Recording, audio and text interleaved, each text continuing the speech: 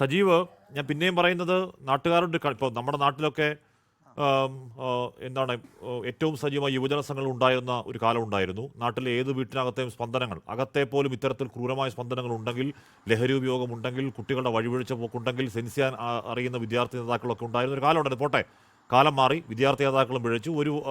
ഒരു വായിക്കും കൊള്ളാത്ത കൂട്ടമായി അത് അതപ്പതിച്ചു എന്ന് വേണമല്ലോ ഒരു നാട്ടിൽ ഇത്തരം അനീതി ദീർഘകാലം സംഭവിക്കുമ്പോൾ നമ്മൾ മനസ്സിലാക്കേണ്ടത്. കാലത്തിൻ്റെ കെട്ടകാലം. സജീവ്, നാട്ടുകാരുടെ കണ്ണുണ്ടായിരുന്നെങ്കിൽ, ഒരു ജാഗ്രത ഉണ്ടായിരുന്നെങ്കിൽ ആ ഇവിടെ കുഞ്ഞ് ചിലപ്പോൾ ഇല്ലാതായി പോകുമായിരുന്നില്ല. സജീവ്,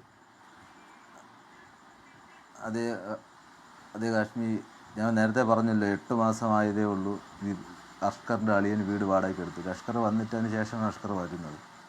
അപ്പോൾ ഒരു ചെറുപ്പക്കാരൻ വരുന്നു, ജോലി കഴിഞ്ഞ് വീട്ടിലിറങ്ങി പോകുന്നു. ആ വീട് താഴ്ന്ന പ്രദേശത്താണ്. അപ്പോൾ ആ വീട്ടിൽ ഇങ്ങനെ സംഭവം നടക്കുന്നു എന്നുള്ള കാര്യം നമുക്ക് ആർക്കും അറിയില്ല. കാര്യം കുടുംബമായിട്ട് താമസിക്കുന്നു, റോഡിൽ ഇറങ്ങി ജംഗ്ഷനിൽ ഇറങ്ങി പ്രശ്നമില്ല, നാട്ടുകാരുമായിട്ട് പ്രശ്നമില്ല, നാട്ടുകാരുമായിട്ട് സഹകരണമില്ല എന്നുള്ളതേ ഉള്ളൂ. പക്ഷേ അവിടെ ചെറുപ്പക്കാർ ഇപ്പോഴും ഉണ്ട്. ഇപ്പം നിങ്ങൾ നേരത്തെ പറഞ്ഞ 52 മുറിവെന്നാണ്, 98 മുറിവാണ് കൊച്ചിൻ്റെ ശരീരത്തിലുള്ളത്. ചെറുപ്പക്കാരുണ്ട്. ചെറുപ്പക്കാരുടെ രോഷം നിങ്ങൾ കണ്ടതാണ്. ചെറുപ്പക്കാരുടെ രോഷം നിങ്ങൾ 24 അടക്കമുള്ള ചാനലിൽ അവിടെ വന്ന് ചെറുപ്പക്കാരുണ്ടോ, ജെൻസി ഉണ്ടോ, ചെറുപ്പക്കാരുണ്ടോ, അവിടുത്തെ ജനങ്ങളുടെ പ്രതികരണം ഇന്ന് കണ്ടതാണ്. പോലീസ് ആ പ്രതിയെ തെളിവെടുപ്പിന് കൊണ്ടുവന്നു, തെളിവെടുപ്പ് പൂർത്തിയാക്കി. പക്ഷേ ഇന്ന് വരെ പ്രതികരിക്കാത്ത ആളുകളടക്കം വളരെ വളരെ ഇതായിട്ടാണ് പ്രതികരിച്ചത്. ചെറുപ്പക്കാരടക്കം വളരെ വാശിയോടെ പ്രതികരണ ശേഷിയില്ലാത്ത ഒരു തലമുറ പോയി എന്ന് പറയുന്നത് ശരിയല്ല. പ്രതികരണശേഷിയുള്ള തലമുറ ഉണ്ട്. പ്രതികരണശേഷിയുള്ള തലമുറ ഇപ്പോഴും ഉണ്ട്.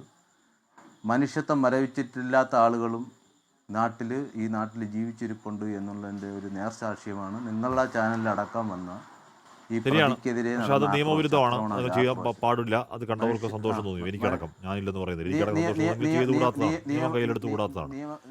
ശരിയാണ്. പക്ഷേ അത് അതപ്പം മാത്രം ഉണ്ടാവേണ്ട ധാർമ്മിക രോഷമല്ല.